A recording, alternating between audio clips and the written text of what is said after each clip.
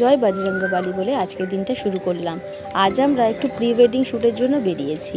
তো কোনো পাগলই হবে যে বিয়ের আগের দিন প্রি ওয়েডিং শ্যুট করে। আসলে ও তো এখানে থাকে না, তাই আমরা সময়টা অনেক কম পাই। আর প্রি ওয়েডিং শ্যুট করার ইচ্ছাটাও আমাদের খুব ছিল, তাই এটাকে আর স্কিপ করতে পারলাম না। আমাদের বিয়ে তো আমরা দুজনে তো খুব আনন্দে মেতে উঠেছিলাম, তার সঙ্গে প্রকৃতিও আমাদের সঙ্গে যেন আনন্দে মেতে উঠেছিল। সকালে কোকিলের আওয়াজ দিয়ে আমাদের দিন শুরু হয়েছে, তোমরা শুনতেই পেয়েছো। অনেক ভোরবেলায় আমরা বেরিয়েছিলাম, যাতে করে আমরা ওই সানরাইজের শ্যুটগুলো নিতে পারি। দাদারা সেইভাবেই আমাদের বলে দিয়েছিল। আস্তে আস্তে আমরা চলে গেলাম গন্তব্যস্থলের দিকে। গন্তব্যস্থলে পৌঁছেই দাদারা ক্যামেরা রেডি করতে শুরু করে দিয়েছে। তো আমাদের অনেকটা দেরিও হয়ে গেছিলো, তো তার জন্য সানরাইজের শ্যুটটা নেওয়ার জন্য খুব তাড়াতাড়ি করে রেডি করে আমাদের শ্যুট শুরু হয়ে গেল। দেখো কত সুন্দর একটা সানরাইজের ভিউ পেয়েছি। দেখো একজন ক্যামেরাম্যান দাদা ক্যামেরা রেডি করতে ব্যস্ত আছেন, আর আরেকজন দাদা বসে বসে মোবাইল ঘাঁটছে।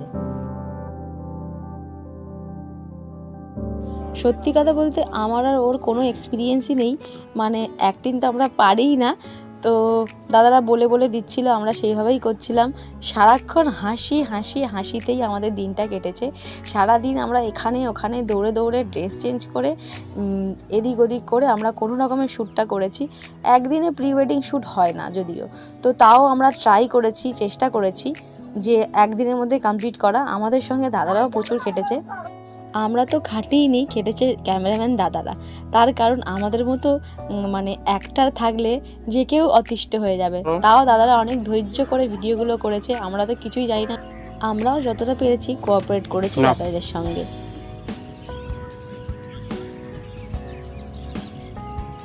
একটু হেসে অ্যাকসেপ্ট কর।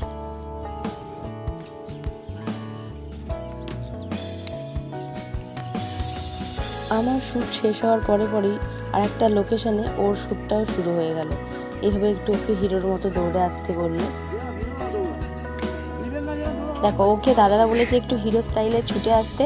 ও কেমন করে ছুটে আসবে জিজ্ঞাসা করছিল, তো দাদা এরকমভাবে দেখাচ্ছিল। যাই হোক ও আবার ওর শ্যুটটা ও তো তাও করেছে, আমি তো কিছু করতেই পারছিলাম না।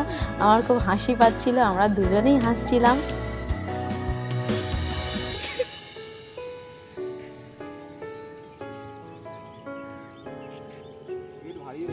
তড়িঘড়ি করে আমরা ব্যাক ক্যামেরা রেডি করে বেরিয়ে পড়লাম অন্য লোকেশনের জন্য।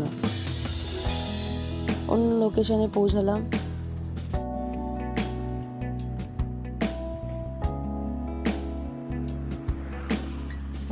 সায়েন্স সিটি যাওয়ার পথে আমরা একটা মার্বেলের দোকান পেয়েছিলাম, ওখানেও কটা শ্যুট করে নিলাম।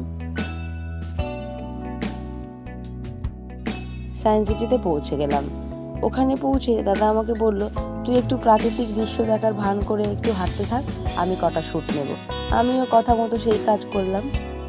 দেখো গাছ থেকে একটা উঁকি মারার সিন ছিল, আমরা দুজনে তাই করছি যথারীতি।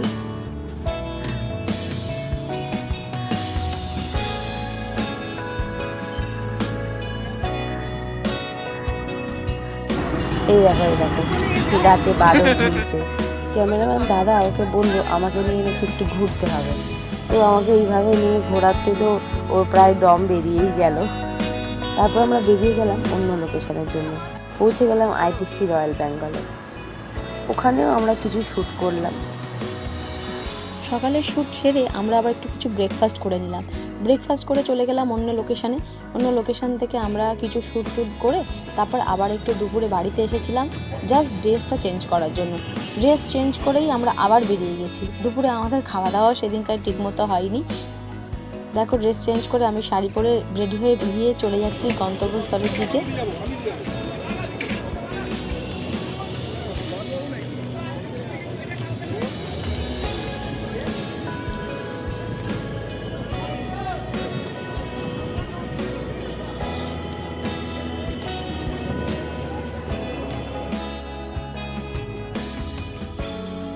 গঙ্গার ঘাটেও আমরা কিছু শ্যুট সেরে কিছু ফটো পরপর করে ক্লিক করে নেওয়া হলো।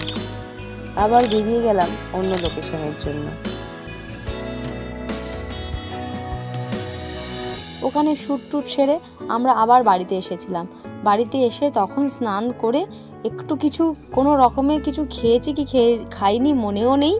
সেগুলো করে আমরা আবার চলে গেছি আর একটা লোকেশন শ্যুটে। চলে গেলাম লেক কালীবাড়ির ওখানে।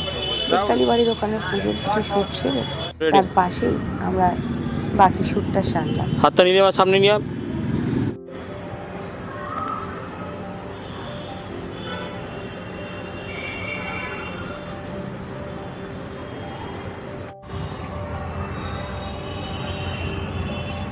লেক কালীবাড়ির শ্যুট সেরে আমরা চলে গেলাম লিলি পোলে।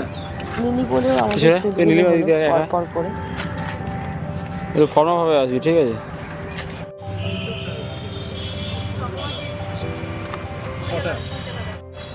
সেখানে লোকেশন শ্যুটে পৌঁছে গিয়ে সব শ্যুটগুলো করলাম, করে সবাই মিলে আইসক্রিম খেয়ে আর আইসক্রিম খাওয়ার শ্যুট করে আজকের দিনটা শেষ করলাম। এর পরের ভিডিওগুলোতেই আমাদের প্রি ওয়েডিং শ্যুটের গানগুলো চলে আসবে। আর আমাকে সাপোর্ট করার জন্য থ্যাংক ইউ। আমার ভিডিওটা যদি ভালো লেগে থাকে লাইক করবেন, শেয়ার করবেন, কমেন্ট করবেন আর আমার চ্যানেলটাকে সাবস্ক্রাইব করে দেবেন। Thank you for watching.